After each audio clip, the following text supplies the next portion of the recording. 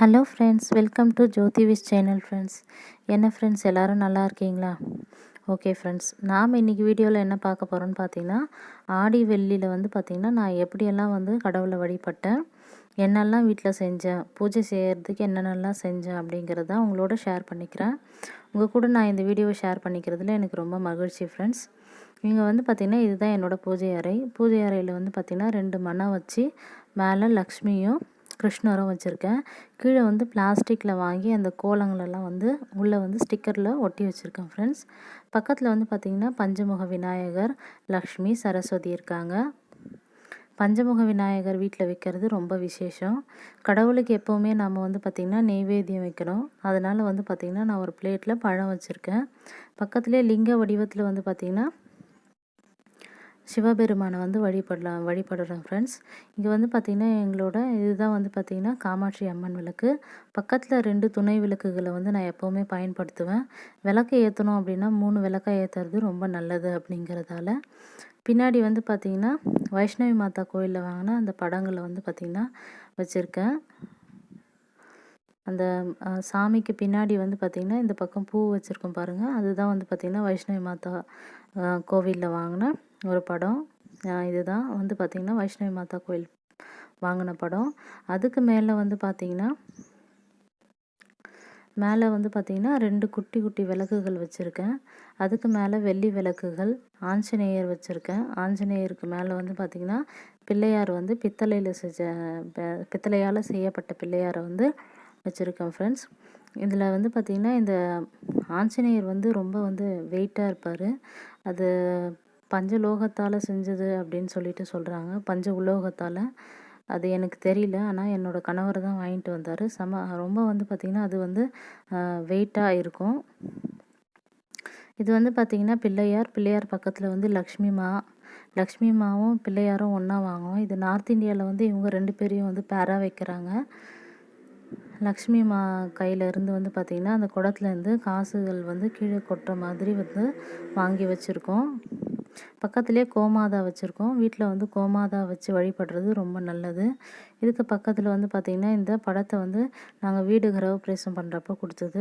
அந்த படத்தை வந்து நாங்கள் வந்து ஹேங் பண்ணி மாட்டி வச்சுருக்கோம்.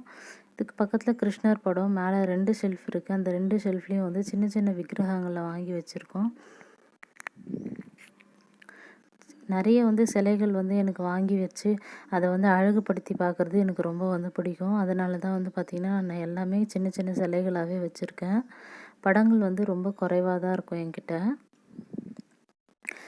கீழே வந்து பார்த்திங்கன்னா நடுவீடு எழுதிட்டு பக்கத்தில் நடுவீடும் அதுக்கு பக்கத்துலேயும் ஒரு சின்னதாக அந்த மாதிரி போட்டோம். அப்படி வந்து அந்த மாதிரி செஞ்சு நம்ம வீட்டில் வந்து சாமி கும்பிட்றது வழக்கம். அதனால் நானும் வந்து பார்த்திங்கன்னா அந்த மாதிரி குங்கும மஞ்சள்லாம் வந்து வச்சுருக்கேன். ஆடி மாதங்கிறதுனால மாதத்துக்கு ஒருக்கா நம்ம அதை வந்து க்ளீன் பண்ணிவிட்டு குங்கும மஞ்சள் வச்சோம் அப்படின்னு பார்த்திங்கன்னா பார்க்கறதுக்கு ரொம்ப வந்து பார்த்திங்கன்னா ரொம்ப வந்து அழகாக இருக்கும். நம்மளுக்கும் வந்து பார்க்க ரொம்ப சந்தோஷமாக இருக்கும்.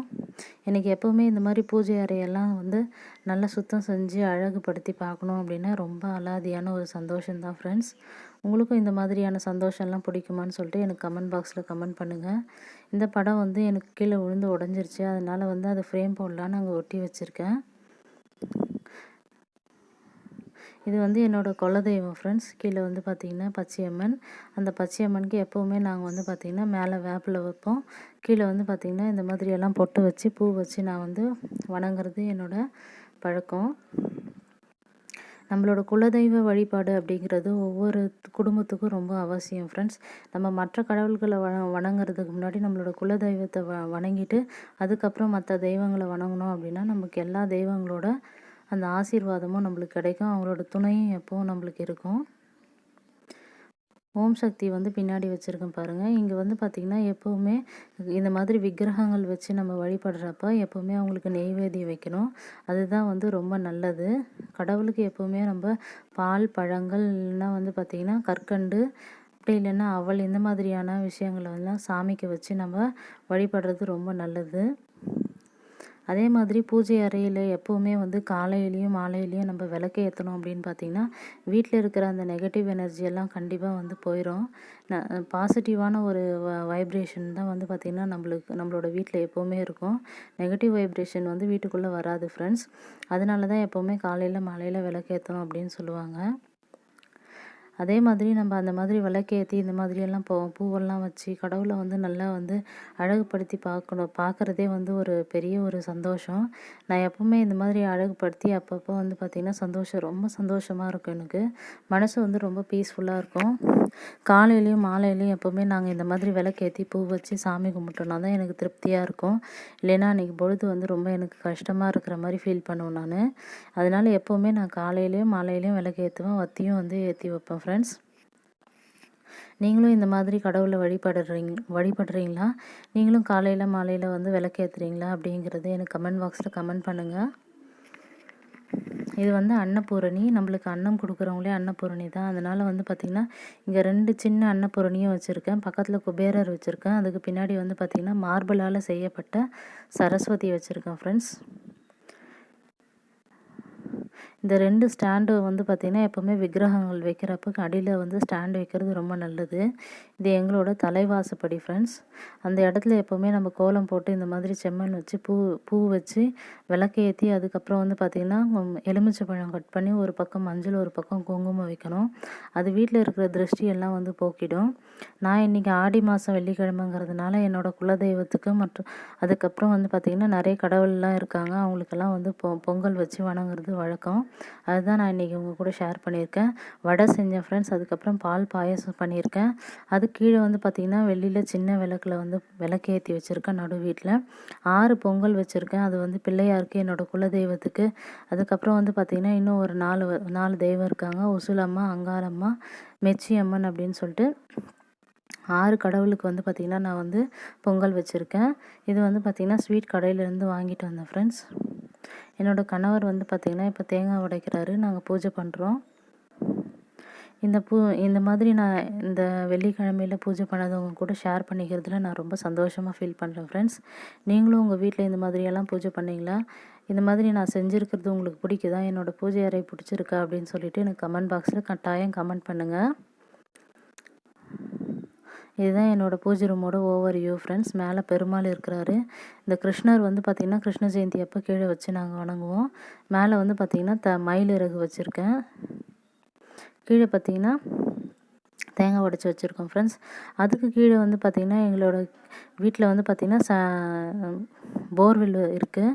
அதனால் அந்த கங்கா தேவிக்கும் வந்து பார்த்திங்கன்னா நான் வருஷம் ஆடி மாதத்தில் பொங்கல் வச்சு அவங்களையும் வழிபடுறது வந்து என்னோடய வழக்கமாக வச்சுருக்கேன். நீங்களும் இந்த மாதிரி வணங்குறீங்களா அப்படின்னு சொல்லிட்டு எனக்கு கமெண்ட் பாக்ஸில் கமெண்ட் பண்ணுங்கள். அந்த போர் போட்ட இடத்துல வந்து பார்த்திங்கன்னா சுத்தம் செஞ்சுட்டு கோலம்லாம் போட்டுட்டு வந்து பார்த்திங்கன்னா செம்மண் வச்சுட்டு விளக்கேற்றி பக்கத்துலேயே வந்து துளசி செடி வச்சுருக்கேன் ஃப்ரெண்ட்ஸ். அங்கேயே எங்களோட போர்வெல் வந்து பார்த்திங்கன்னா சனி மூலையில் அமைஞ்சிருக்கு. அந்த இடத்துல வந்து நான் பொங்கல் எடுத்துகிட்டு வந்து வச்சு தேங்காய் உடைச்சி சாமி கும்பிட்றேன் ஃப்ரெண்ட்ஸ். அதே மாதிரி வெள்ளிக்கிழமை ஆச்சுன்னா வந்து பார்த்திங்கன்னா இந்த மாதிரி இந்த கங்காதேவி இடத்துல வந்து நான் வெள்ளிக்கிழமை விளக்கேற்றி ஊதுவத்தி ஏற்றி வைப்பேன். அது என்னோடய வழக்கம் ஃப்ரெண்ட்ஸ்.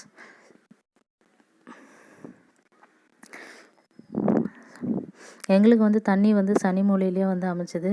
அதனால் வந்து பார்த்திங்கன்னா எங்களுக்கு ரொம்ப வசதியாக இருக்குது ஃப்ரெண்ட்ஸ். அந்த இடத்துல வந்து சனி மூலையில் வந்து விளக்கேற்றுறது அவ்வளோ நல்லது. இந்த வீடியோ உங்களுக்கு பிடிச்சிருக்குன்னு நினைக்கிறேன் ஃப்ரெண்ட்ஸ். உங்களுக்கு பிடிச்சிருந்தது அப்படின்னா சப்ஸ்கிரைப் பண்ணுங்கள். சப்ஸ்கிரைப் பண்ணிவிட்டு ஆல் பட்டனை ப்ரெஸ் பண்ணுங்கள் ஃப்ரெண்ட்ஸ். அப்போ தான் நான் போடுற வீடியோ உங்களுக்கு வரும். உங்களுக்கு பிடிச்சிருந்தால் லைக் பண்ணுங்கள், ஷேர் பண்ணுங்கள். கண்டிப்பாக கமெண்ட் பாக்ஸில் கமெண்ட் பண்ணுங்கள் ஃப்ரெண்ட்ஸ். அடுத்து நல்ல வீடியோவில் பார்க்கலாம். Bye friends.